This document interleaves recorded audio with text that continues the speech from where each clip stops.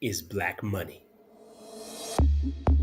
About economic liberation and Mm. freedom. Critical conversations to invigorate our communities through Black-led CDFIs. But most importantly, we want people to create wealth. When we look at our communities, we still see a big disinvestment. Going from resourceful to resourced. CDFIs have that high touch. They understand their customers. They know how to reach out to those customers. They stay in touch with those customers. We are trying to create job makers and not just job takers. Yeah, I've even heard it said recently that great leaders don't lead from the top down, they lead from the bottom up because they're actually lifting everybody. We have to do more than just being a regular lender. Don't give me this story about if I teach you how to fish. Give me some money.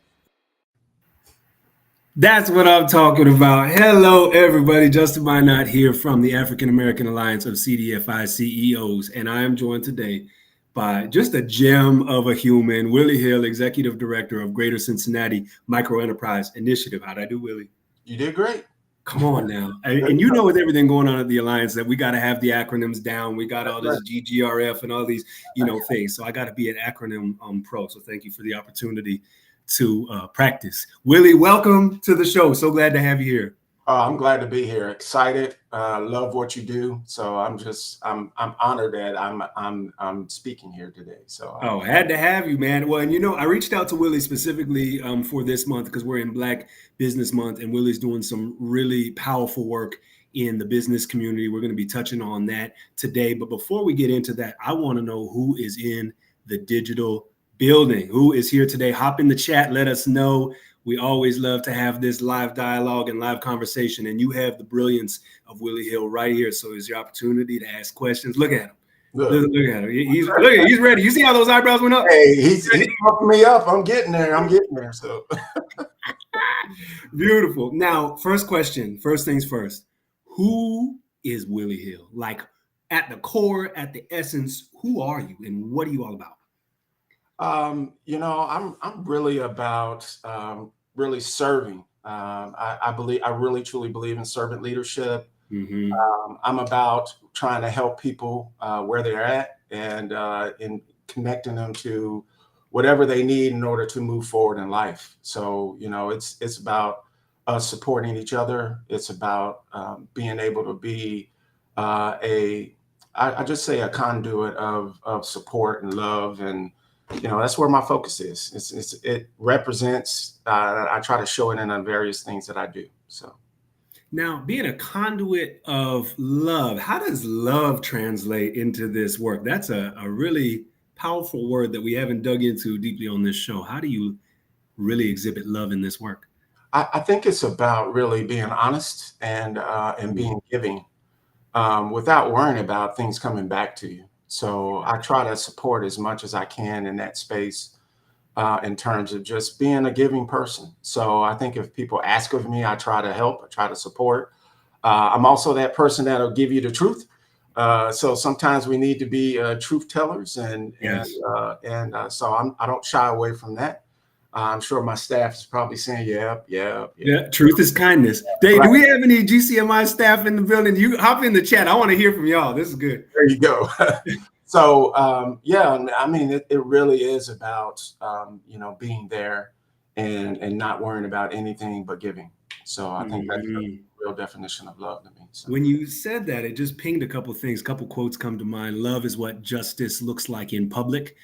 Heard that from Cornel West. And then recently I was reading this book called The Prophet by Khalil Gibran. And he says that work is love made visible, right? So it's like the work you're doing is actually love in real life. So I just love that approach that you have to this work. So now tell us about your journey and how you got involved with GCMI and the evolution of your career in this space, because the CDFI space is a unique one. How'd you end up here? Yeah, as many, we're all a little bit recovering bankers, I guess. That's common. Yeah. Repurposed bankers, I think. I like it. So I was in banking, and through I was actually at US Bank for years. I was in commercial retail primarily, and then I was in a pro sports division for a couple years. And really, I wanted to pursue other things a little bit. And I came to GCMI as a business coach, starting off, and executive director left after a year, and I became executive director. And I really approached it like a banker starting off. So I was a little, I would say, a little rigid, a little, focused on like, hey, here's the information, go do it, and or here's what you need, go do it. And probably about 10 or 11 years ago, 12 years ago, probably, I really understood the power of entrepreneurship and the importance, I think, of entrepreneurship. And I tell this story, and my staff always laugh because, they already know the numbers, but my dad was at General Motors for 35 years. My mom's was at the post office for 32. And so what did they teach me, right? I was going to be a worker. I was going to be a worker. I was going to, be, have that mentality, be reliable, all of those things that come with, the type of jobs that they were doing. And I really didn't know much about entrepreneurship. And again, I still had that approach. And then once, like I said, some things clicked with me in terms of understanding entrepreneurial mindset.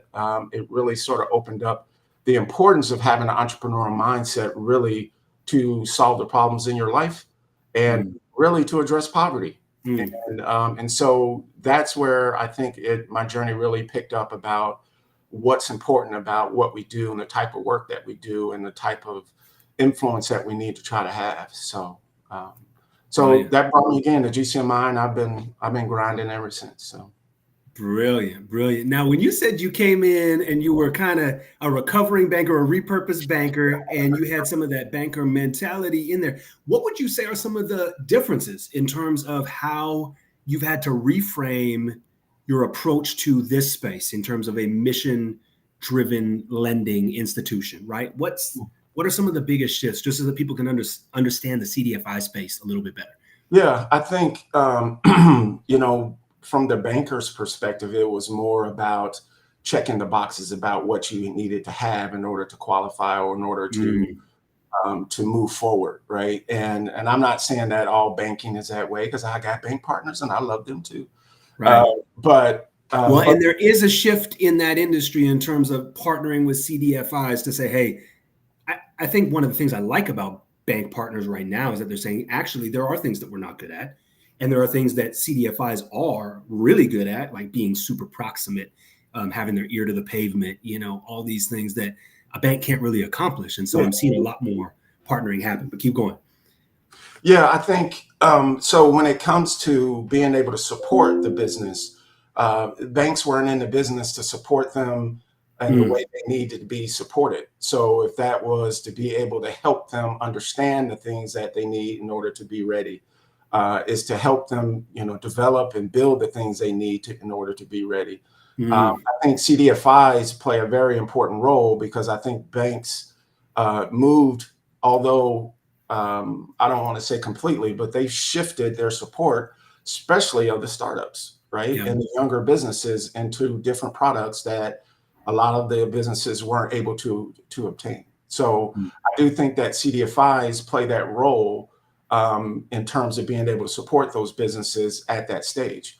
And I just think that, the challenges in terms of that banks go through, in terms of like the cost associated with the time spent to be able to do it.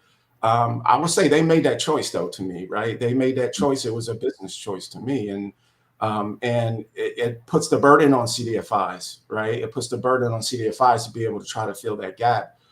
Yet we need to be supported better in order to build our capacity to fill that gap. There's a reason why they moved away from that market, just because it wasn't cost effective for them to be able to do it. But yet they want CDFIs to fill that gap. And, our dollars are far less than what theirs are in terms of being able to build our capacity. So. Yeah, but that's real. That is a real challenge in the space. I love it. And I'm loving this chat. Thanks, everybody, for chipping in here. I see a few folks. Damon, one of my new connections on LinkedIn, excited to have you here. Erica, one of our team members at the Alliance. I see Suzanne Sparks, Jermaine MacGyver Cherry. I love it. Another team member at the Alliance, Alicia Alexandra Nichols. Good to see you here as well. Now, one of my people, Angela Milton. Now, this is my colleague. Like we in it together. Yes. This is my homie over here at the Alliance. So glad to see you. She's here, the bomb.com. She's the bomb.com. So. The bomb.com all the way. Can we just take a minute and talk about how great she's gonna hate this right now? But Angela Milton is the truth, y'all. She is just the truth. Like somebody who has been with the Alliance from, I mean, almost the inception of the Alliance, who just whole heart into this work. So I appreciate you. Sorry, I got the mic now. It ain't no fun when the rabbit got the gun, huh? Right, Willie? That's it. Oh, man. All right. Well, we'll keep shouting out folks in the chat as you all come in. Keep it coming. Keep it coming. All right. So, Willie, here's where I want to go next. You talk about the entrepreneurial mindset and how valuable that is, whether you're in business or not. Uh-huh. Why? What is that? What is that mindset, and how does it actually apply to people who are in business or not in business? Yeah, I think it really, opens up and helps you understand that we all have problems, and our ability to understand how to solve problems is at the heart of our happiness, to me. And understanding that the entrepreneurial mindset engages you into that space of being able to take yourself through problem solving, critical thinking, and being able to understand how to, create solutions, recognize opportunities. All of these things are important to an entrepreneurial mindset, into an entrepreneurial spirit. But it translates into everything. It translates into your job. You and I, you've probably been in some corporate, and you've been working for companies, and you're there because you're a problem solver. Right? You're not just processing. And I'm not saying that just processing is a bad thing. It's just understanding that you have the skill set to be able to problem solve is only going to make your job better, make the company better.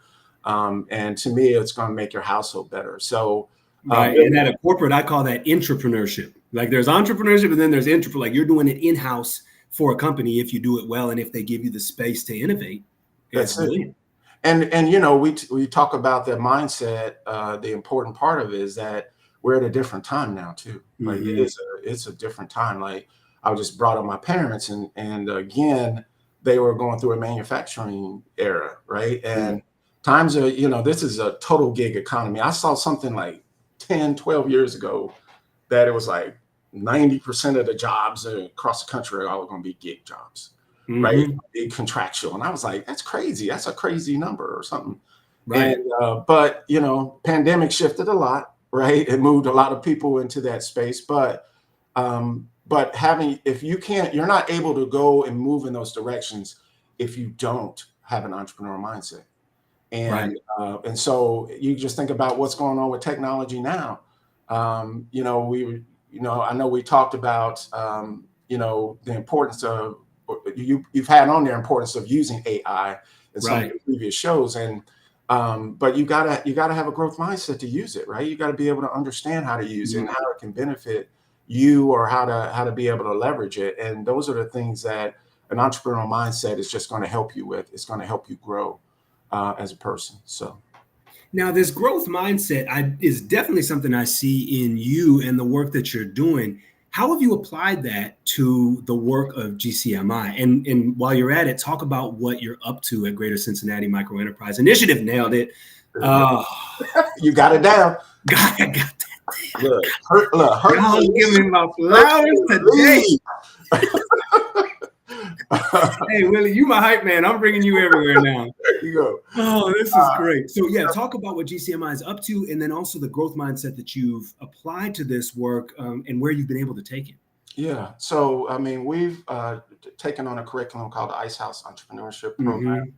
And, it is derived from an unlikely entrepreneur who's coming from disadvantaged backgrounds, and he's overcome those to be able to run his own business at a time where there were that many Black-owned business owners, right? And so they validated with over 300 successful entrepreneurs, and have these 8 principles. And so we utilize these 8 principles in terms of the curriculum and learnings and coaching that we do and that we offer. So we've taught and trained and supported business owners, those that are established business owners. We're always focusing on startups and younger businesses, but we've helped high schoolers, middle schoolers. We've tried to introduce this curriculum because we understand how valuable and important it is to develop an entrepreneurial mindset. And, while we've added different things to enhance that curriculum or to enhance the tools that we use, it's all still at the base of it all. Like it's so important for us to incorporate these things because individuals are coming to us, right? And I always say that people are coming to us a lot of times because we focus on low to moderate income individuals. That's our target segment. It's business owners. But people are coming to us because they've exhausted a lot of different things, right? And they're trying to figure it all out. And they need help trying to figure it all out. They need help in terms of navigating the whole process, being able to navigate the systems. And the first thing that they have to make sure they have is the right mindset, right? If you're coming into it without the right mindset, your approach is going to take longer, or your approach is going to be able to get veered off the track. I was talking to a young lady the other day, just recently, and I asked about her business, and she started talking about challenges that she's dealing with personally. And I just try to bring her back to it. Like, all of those things can be mitigated, right? I was like, they're designed to move you off track. Right. They're there to move you off track, and it's your choice, right? We all have to understand that we have choice. That's the biggest thing that we have in terms of our freedoms is choice. So the more we take advantage of choice, that leads to all the other things that produces the outcomes that you're searching for. But if you can't understand that you have those choices and you're thinking letting others or obstacles take those choices away from you, then you start going in the wrong direction. And that's at the heart of all the programming that we offer, the coaching. We have that in that mindset. Now, I will say that, mindset's important, but all the other things associated with it, have some value, but we try to start with mindset first. Right. That's the foundation. I mean, that was the theme of the conversation last week. Part of our conversation with Darby Dorlea is free the mind first, the rest will follow. And I think that is brilliant. I love the approach that you're taking that really includes the whole person, right? You talked about personal, and really people try to separate personal and business and all this type of stuff, but it's one. Business is a journey of self-discovery, a journey of growth and all this type of stuff. And you can't separate out what's happening in someone's personal life from their business. It all bleeds into each other. So I just love how you're approaching this work at GCMI. What do you have to say about that piece? Well, I think you're exactly right. I think it's so important that, we understand what we do. Like, that person is the business. And here's a piece which, like I said, it clicked for me, but it just took some time. I won't say how long it took me. But, doesn't matter. You're there now. But we understand clearly that we are helping people become self-employed. Right? They're creating a job for themselves in the business, right? So it is our job to try to help them get started there, right? But then help them move into actually starting and running that business, right? Yeah. And it's a shift, and we are definitely going there because I've been hearing some crazy stats about 90-something% of Black businesses are solopreneur businesses, and and they got maybe a contractor here, contractor there, but the Black business community is not employing at scale some of these pieces the way that we can be. So what does it take to go from, which I think is a great first step, self-employed, right? You got your own job, but it's still a job, right? To business owner, right? And really move that needle, scalability, because the Black community would be hiring Black folks, and that would have a massive effect, right? Overall effect in terms of households and community wealth. So how do you move that needle? How do we do something about that?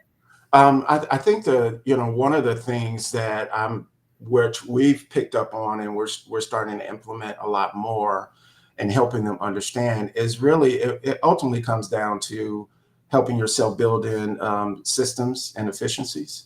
that Mhm. that can help you become more revenue generating outside of you doing the work, right? Yeah. It is being able to understand that revenue, though, that revenue model you need for your business. A lot of the times it's the skill set, it's the, they're paying for that person, and that person is the one that has all the knowledge, and we're so afraid to pass that knowledge on or give that a little bit away because it's like, hey, this is mine. I don't want nobody competitor to take it and all this. And instead of understanding how to build a system a system in your business that's going to help you generate more, or that's going to help duplicate some of the things duplicate some of the things that is generating revenue for you. And so it's, like I said, it's a tough shift sometimes, in terms of trying to help them be able to do that. But and then the other side is really understanding how to, staff, like what is it that they are going to need to be able to understand, staffing. What does that look like? Most of the time they're afraid to go in that route because they're responsible for somebody else. They got to make sure they're generating a certain level of revenue to be able to pay for this. And they don't want to have to worry about those things, especially early on, because they're really worried about themselves. They're like, hey, I want to eat. I got to eat too. And I got to be ready to feed someone else. And it's it's a challenge at times. And, but it's a challenge. That burden mentally, like that can't be understated. The weight as a business owner of feeling like people's lives and livelihoods are in your hands, and trying to, I was talking to one of the leaders here in Durham, business leader, payroll coming up. They're not eating sometimes because they're trying to move the needle forward, make sure that their team is okay. Right. And so, so keep going on this, man. I really like this angle. Yeah. I think, sorry about that. You know how that goes. Oh yeah, no problem. This is why, look, we're live. This is locked and loaded. I made somebody call Willie just now so that you knew it was actually live. You knew it was live, right? Yeah, that's what I'm talking about. Yeah. No pre-recording. That's right. This is, my beard is live looking this good. So I went to my barber this morning. Now, shout out to my barber Mills, because I had to get my beard lined up for this interview with Willie Hill. You don't know how long he has your standing appointment. He knows when your standing appointment is. Right. So I had to get it 8:00 this morning before work because I was like, I got Willie Hill today. I can't be looking like a scrub. This is not a joke. So, okay, keep going. So, we want to try to help them understand how to implement their systems. And I think it is underrated in terms of technical assistance. Right. It is, we look at technical assistance differently from the standpoint that, we try to connect them with resources that industry specific that will be able to support their business on some level. So, it is, if you're needing help in accounting or marketing or social media or human resources or, standard operating procedures, just things that some companies need in order to be ready to take that next step. We want to try to help them put those systems in play. And and I think the important part of it, like we can throw, and this is the banker side, like, hey, I got all these things for you, right? You shouldn't be needing anything. You need to have all these. Well, it's being to understand how to prioritize it, right? Right. If I'm a smaller company, what should be more important to me in order to help me with my revenue model, right? Help me understand what I need to be doing first, and that's the part that's missing, consistently, right? And we did some relief grants, and we've been fortunate over the last 4 years to offer relief grants to the greater Cincinnati community, and we've done it through several different partners, partner organizations. But I was able to survey and get information from some of these business owners, and one of the most shocking numbers that came out of it, and this was like the first year of the pandemic. So when we asked the question, and it was like, who have you talked to about your business? Who have you talked with about your business? And close to 70% of them said no one. And this was like 2020. Just building in isolation. And I'm like, they haven't talked to anybody in 2 years. So that means they went through the pandemic, right? Making decisions, not, talking with someone, not getting advice, right? Trying to navigate all this. I mean, we all were just trying to navigate, right, during Yes. the pandemic. But as business owners, right, they're in a place where this is, again, what they're doing directly affects their household in terms Right. of income, being able to survive. And they were making all these decisions by themselves. So that just told me that there's a level of technical assistance and business coaching needed. And the business coaching for us is the coordination of the technical assistance support too. Okay. Right? Like I can send you to, an accountant and a marketing person, but I don't know what they're saying to you. Right. And the business coach needs to be like summing it all up, being able to understand what they've learned and give feedback to them to help them understand and be able to prioritize what they should be doing.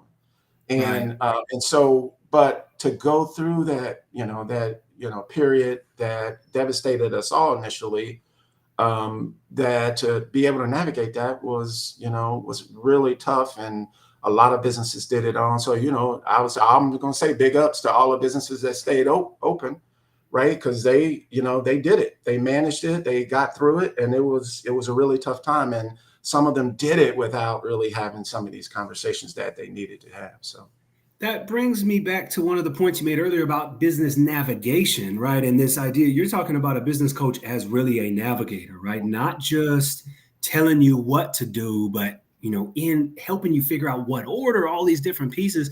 I think that's such a brilliant piece of your work at GCMI. So how does the navigation as a CDFI, how do you make time and space to be essentially an ecosystem navigator, a resource navigator, all of these things at the same time as trying to figure out how to deploy dollars? Because I think that's a real thing for especially in the business world. I was going to say small business, but ain't nothing small about our businesses. They're big. Right. Let's go. But in the business community, right? What does that look like? How do you do that as a CDFI? It's probably the biggest challenge that we have in building our capacity to be able to do it. So, the way the carrot is always the capital, right? Even if it's grant or even if it's loans, they're looking for that aspect of it. So it sort of centers around that. If they're looking for that they're looking for the capital, then so we have to try to help them become capital ready. Right. And the evaluation of their business model and revenue model is the first thing that you have to try to take a look at. Right. To be able to go through that process and be able to understand where their needs are, and then being able to refer them. I'm not going to lie. Our capacity is at full tilt. Right. Yeah. And we don't have enough, to be able to meet the need of the individuals that in the community in which we serve. Right. And so, being able to build our capacity in that space is an important aspect of what we do. And it's also the biggest challenge in terms of funding. I would just say there aren't any real consistent funding sources out there that support CDFIs and in terms of that type of capacity. Right. Right. We're unrestricted. Hey, funders, unrestricted. Operational capital. Okay. Yes, please, funders. Well, no, and I'm saying this and I'm being a little bit cheeky with it because people are eager to sometimes attach their name to the impact, right, of a CDFI, but then also dictate how you need to be using these dollars at the same time and all this type of stuff. When CDFIs, if you would have more of a community-centered approach in your giving or in your partnering on a financial standpoint and just listen to what these CDFIs are telling you, like they're doing a lot with a little. How about they do a lot with a lot? Right? Like you're doing so much with limited resources. Len Wood, our CEO at the Alliance, always talks about the underserved serving the underserved. That even the CDFI space doesn't have access to the resources it needs to even fill the gap in a meaningful way. Well, let me get off the soapbox. What do you think? Well, you're exactly right. So, I mean, we've experienced it. We've gone through peaks and valleys, and we've been fortunate over the last couple of years, really, to, because of the pandemic, to really be able to shift our model more to be able to try to accommodate that. But, I do think that, many of the opportunities associated with getting support from, resources really it really speaks to, the programs and the coaching and the technical assistance that we're getting. I don't like when they, people come up with, I just had this conversation here. people come up and always talk about, hey, well, why don't you work with this university? Why don't you work with, colleges? Why don't you, get volunteers to be able to do that? And it's like, our businesses have to go to volunteers to be able to get the work instead of getting people, paid professionals who are going to be able to give them the quality of a product. And I'm not saying volunteers aren't needed. That's not what I'm saying. No, that's a part of the equation. Part of the equation, but it can't be the equation that just services the businesses that we service. We need to be able to bring in these professionals who, somebody who wants to, start, a manufacturing company, and, they need somebody who's been in that field to understand how to make sure they structure it the right way, or giving them the best model in terms of setting it up financially, or, their inventory management systems, or, all of these things that, we should be able to offer the businesses that we work with.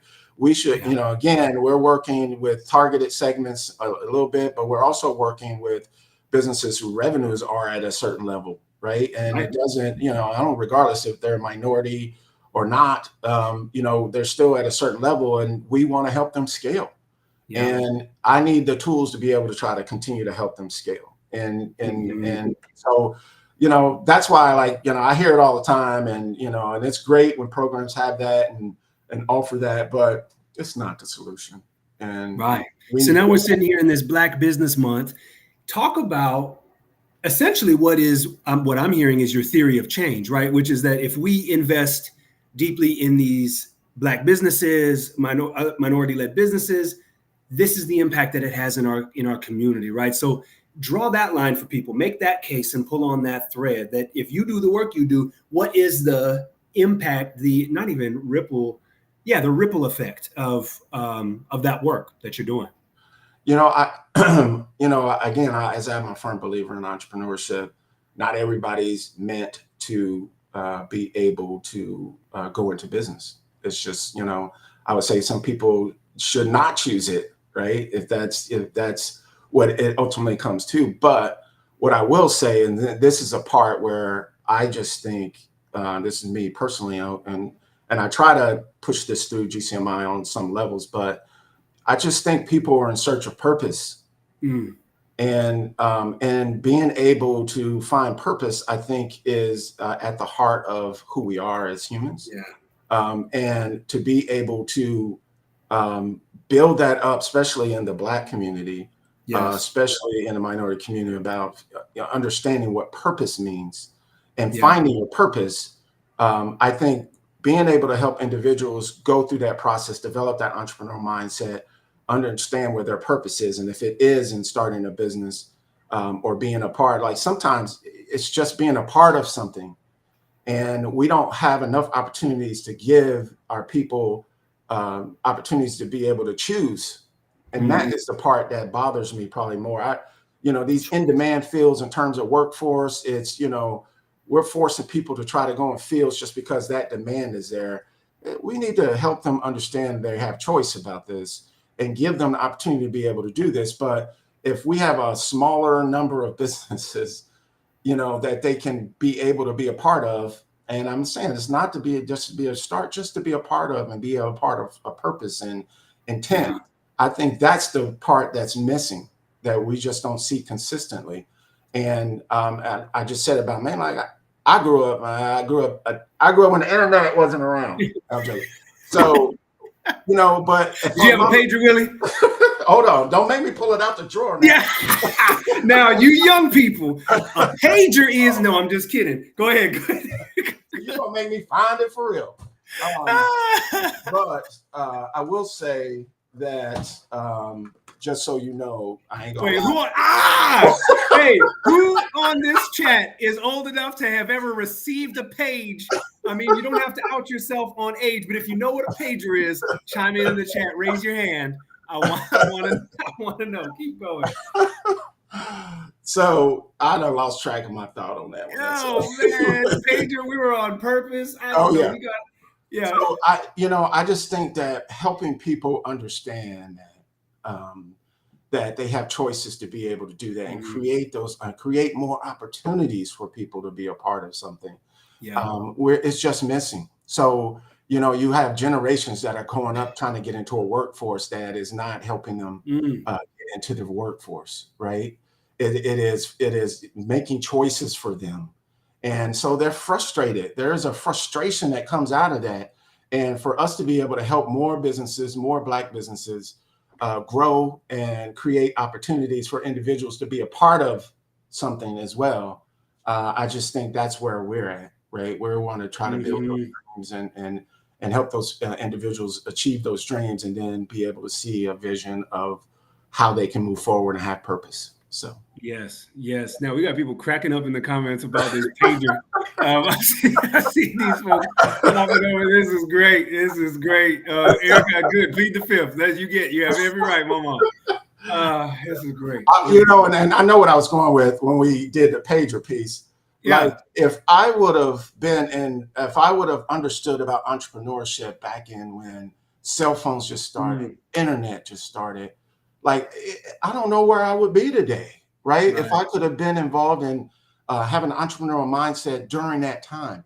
And it was such an exciting time. That's why all this AI talk, like, we need to be involved in that. You need to be in there practicing. You need to be, because it is like the internet. It is a time where there's going to be people who understand it, take advantage of it. But if we got people who don't have growth mindsets and they just close and they don't understand how to even approach it, that's the part that frustrates. How to even approach it, that's the challenge. And that's what our mission is, and where we're at, and trying to support businesses and individuals move forward. So that's exactly right. Now, I have so many ways that we could go, but I do want to hear for the people that are on here struggling with this purpose piece, right? And you're talking about, hey, we really help people find their purpose. If you had 30 seconds to just even help give some guiding questions or thoughts on how someone can pull at that thread and go in a bit of a right direction, people that might not get a chance to sit down with you, Willie, what would you say? You know, I always just try to tell people, try to explore entrepreneurship, like in some form of fashion. Try to make some connection, because, you know, this is the part, just like you understand, like, being around that energy is, you know, it's so inspiring, empowering, and uplifting. Yes. So, you know, you just saw the spirit of when at the, you know, AAA's conference, right?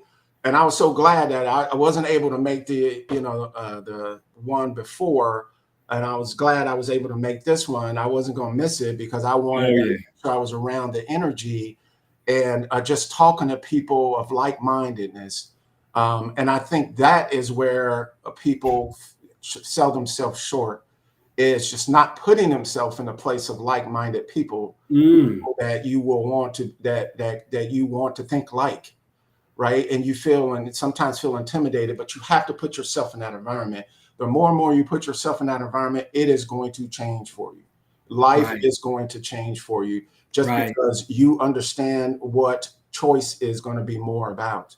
And so when you're dealing with individuals who struggle with that and, you know, don't have the confidence, it really is about just, you know, changing your environment slightly, and being around the people that can help you just think differently. Get around doers.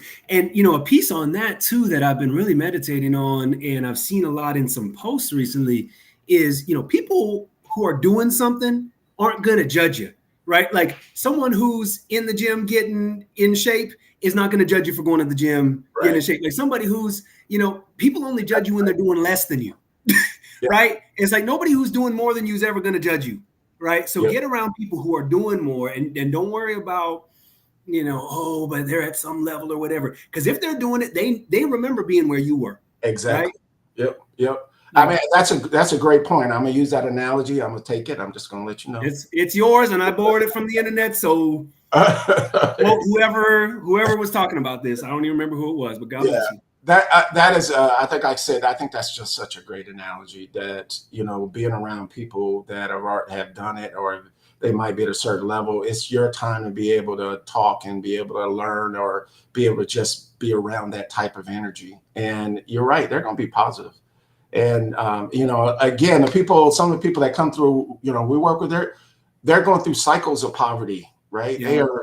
I think everybody's gone through cycles of poverty, right? And you know, you don't realize it sometimes, but you're there. But Right. Just And to be sometimes you able, don't know how close you were to, one decision away or some life event away from being in some really tough spots. Yeah. Yeah. And again, our approach is really just about the individual. It is, we don't care about all those aspects. We understand it, but we don't care about it from that standpoint that we want to try to help you with your mindset and making sure you're around environment. One of the things I say at our orientations every class is that this is a safe place, safe place to learn. That means you just come in and just learn. Don't worry about being judged or what people are thinking. Like, you are important because your perspective is important.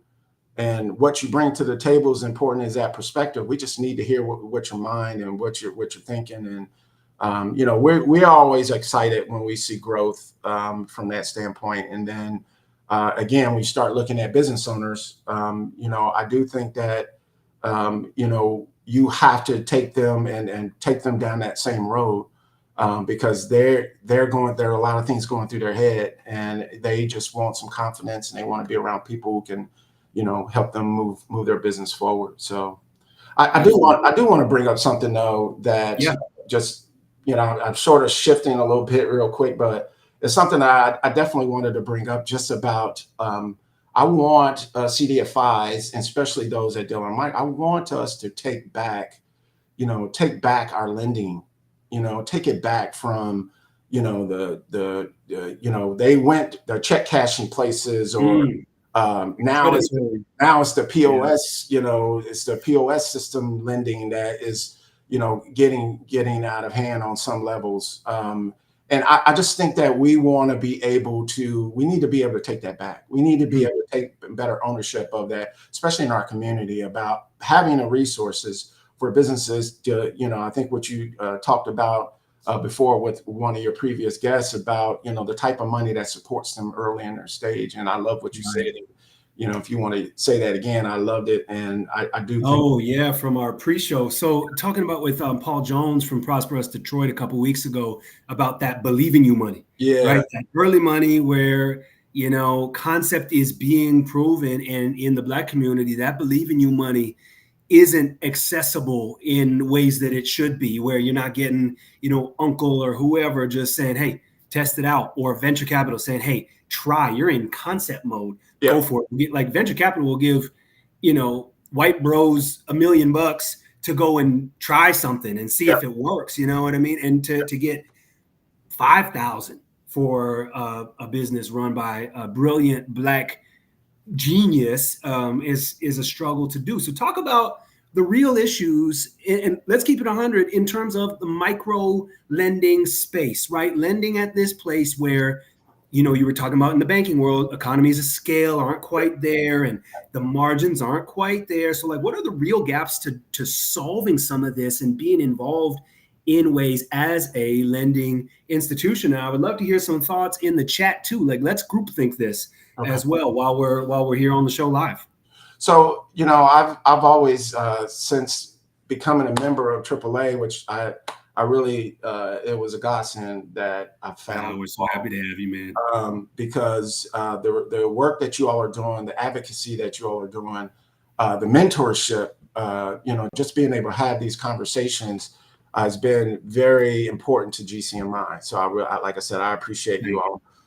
But I will say that the CDFI model is a challenging model because it is a banking model. It forces us to go and borrow funds continually to meet the need. But, and I'm speaking more from the micro space, but to try to do the loans that nobody else will do. Right, right. So, borrow money from us to do the loans that no one else can do, but also offer an interest rate that's sustainable for a business. Make it make sense, Willie. The math ain't mathing. It ain't math. And so I think that is probably the biggest challenge. Like, in order for me to be more self-sustainable, I got to build a much larger portfolio, with me doing 35,000 or less loans, right? That means there's a lot more loans that I have to do, a lot more interaction I need to be doing with coaching and technical assistance, right? There's the risk. Right, because they're still in that early stage, right? They need some support in that, a lot of times. Yeah, 65, 70% of my portfolio are startups. so if I'm doing these type of deals, right, there's some risk associated with there is. And, the biggest piece that I'm working on now that, I'm working on a partnership where it is more about having the right products. Like for us to try to have the right products, like I can't offer the same traditional type of products and I'm trying to get a different result, right? If I'm not having the right products and it's similar, I would say it's similar to that receivable type of financing, but being able to have access to being able to get repaid, but me having the infrastructure, like I need continued dollars. And again, we've gotten some and we're working on these things, but to have the right infrastructure, to have the right systems. And then if I have the right systems, I got to have people to be able to run those systems, people to be able to go out and, find more loans, or not necessarily find as much, but to be able to manage more loans. And so it's a cycle that's telling me I got to keep borrowing to be able to lend out so I can have the big enough portfolio. Well, that model just doesn't work for micro as well. And that to me is always part of that challenge of trying to find solutions. And I think trying to find solutions is what we should be trying to do to be able to support more micro, because if you look at it, especially in the Black community, there's way more businesses that are probably, 250 or less, right, than there are the larger ones, and especially in our community. So how are we supporting them, right? How are we getting the resources that they need, to have that believe in you money, right? Like to be able to get them to where they need to be. And then what do we say? I said earlier, like to take them from self-employed to be a business owner, right? And it's going to take capital for them to be able to do that. And so finding that resource and finding the right model, and that's what we've been working on. And, I think we're moving in a very positive direction with it. And I'm excited about it, but it's still going to take continued support. Now, something I've seen in other markets, Willie, that I'm curious about, and then we'll move to our last questions here because I don't want to camp out too long, but group lending pieces. So like micro group lending. So it's maybe 10 entrepreneurs that are all getting approved at the same time for a small dollar amount and who are accountable to other people. And I've seen this work in developing countries or places like this, but I wonder how some of that economies of scale might translate as, group lending for some of these things to accommodate for some of the processes that go into, like the many processes that go into issuing an individual loan. Like maybe there's opportunities for group lending, accountability to repay as a pot, and have some of the cohort model support even for these businesses that are at a similar stage. So I'm storming out loud. Everybody get your umbrellas. So, and I think there is something to be said about that sort of peer lending or having a model that's similar to that. I always talk about the mindset of the entrepreneur here. And, there is a trust factor. There is an uncertainty of systems factor, right? I just think that for us to take that model and understand how to build the system that can be that helps people understand how to be that is trustworthy. I think is one of the key components to it. Like the American, because that's beyond credit, right? Like we're really trying to get to trustworthiness, which credit doesn't fully measure. It doesn't, which is one of the issues with the system overall. Is this kind of narrow-minded look at trustworthiness or repayability. Yeah, and I just think that. For us to be able to try to help them understand the systems needed in order to be able to make those decisions, and to the systems needed to build a resource so we can have different products. I've been, like I said, since the pandemic, and I've just, like I said, run across a partner that can really, I think, sort of help with this process, and that's part of what we're working on now. And I do think that we have to be flexible, and we have to be able to have products and services that are going to meet the needs of these individuals who are more self-employed that need to start their business or grow their business and hire people. right? That's the important aspect of entrepreneurship, is to be able to have impact in communities, and especially Black communities. And I think this is the best way to be able to do it.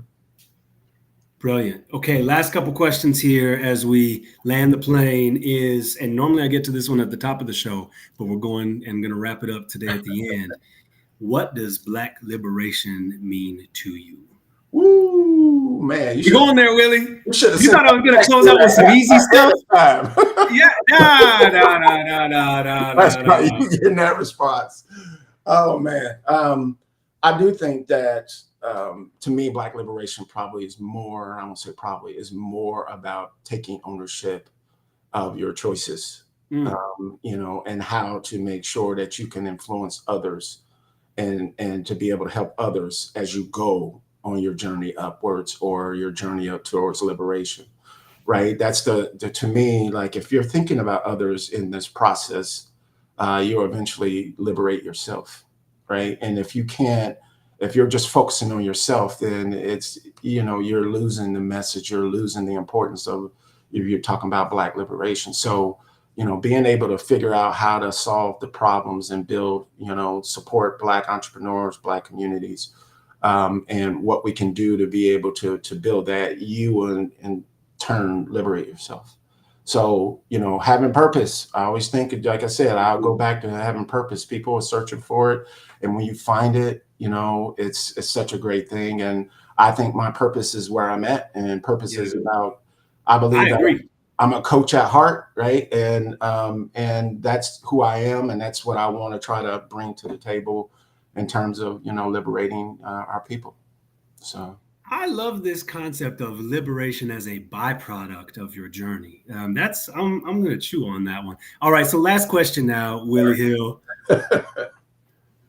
What is something about Willie Hill that not everybody knows that you can say on this show? Right? Yeah. Look at you see where his head went after I said that. Look at him.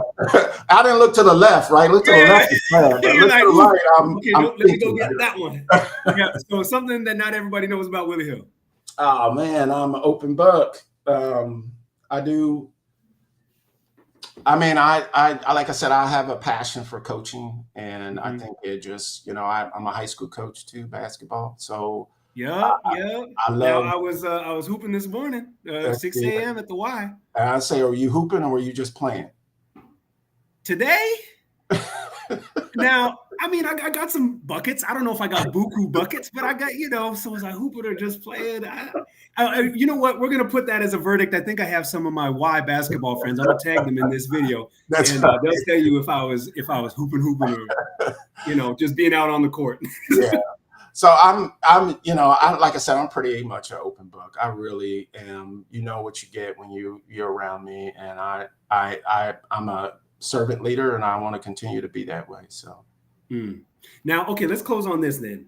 Servant leadership, because that is a theme of your legacy already, and something that really, when we were talking about this in the pre-show, made me think of Miss Inez Long, who we just lost, but as a servant leader, rest in power to her. But just an example of somebody who put it on the line for everybody to succeed, and really became a bridge for so many people. So what is servant leadership to you, and why is that so important as we continue to honor the legacy of Ms. Inez Long? I really think it's empowering others and helping others to, seek their purpose. And the more and more that you understand that this is why we're here, I think that is that to me is pretty self-explanatory, and it really always resonated with me on why we are here on this earth. And through your children, I got 3 boys, got a grandson, so it's when you see it come through, it's so powerful, and you want to be able to continue to for it to grow. And I forgot, I was just talking to somebody yesterday about, the importance of being a teacher in life, right? And we're never stopping, right? And, we're never stopping because that's who you are. And I think, if you take the perspective of a servant leader, then you're really trying to help others find their purpose in whatever way that you have decided to do that. So. Willie, you have been brilliant. Thank you so much for your time, for your heart, for your energy, and all the wisdom that you shared on this show. We really appreciate you. No, thank you. You do a great job, Justin. I mean, awesome. So I appreciate you. You got great energy, thoughtful. So I really appreciate being here. Thank you for inviting me. I really appreciate it. So thank you to the Alliance. I'm going to say that it's always great just to be around us and to be able to have these moments. And so I appreciate you. Thank you. And to everybody who tuned in here on LinkedIn Live, we appreciate you. Shout out to the Alliance team, everybody else who hopped in here. I mean, you could have been anywhere else and you chose to be here with us on this Tuesday. And that is not a small thing to me. Time is one thing that we never get back. So thanks for being here with us. All right. Keep changing the world, y'all. Willie, we're in your corner. Yes, sir. So much love to you. Keep going. All right. Thank you. Thank you. Is Black money. About economic liberation and freedom. Critical conversations to invigorate our communities through Black-led CDFIs. But most importantly, we want people to create wealth. When we look at our communities, we still see a big disinvestment. Going from resourceful to resourced. CDFIs have that high touch. They understand their customers. They know how to reach out to those customers. They stay in touch with those customers. We are trying to create job makers and not just job takers. Yeah, I've even heard it said recently that great leaders don't lead from the top down, they lead from the bottom up because they're actually lifting everybody. We have to do more than just being a regular lender. Don't give me this story about if I teach you how to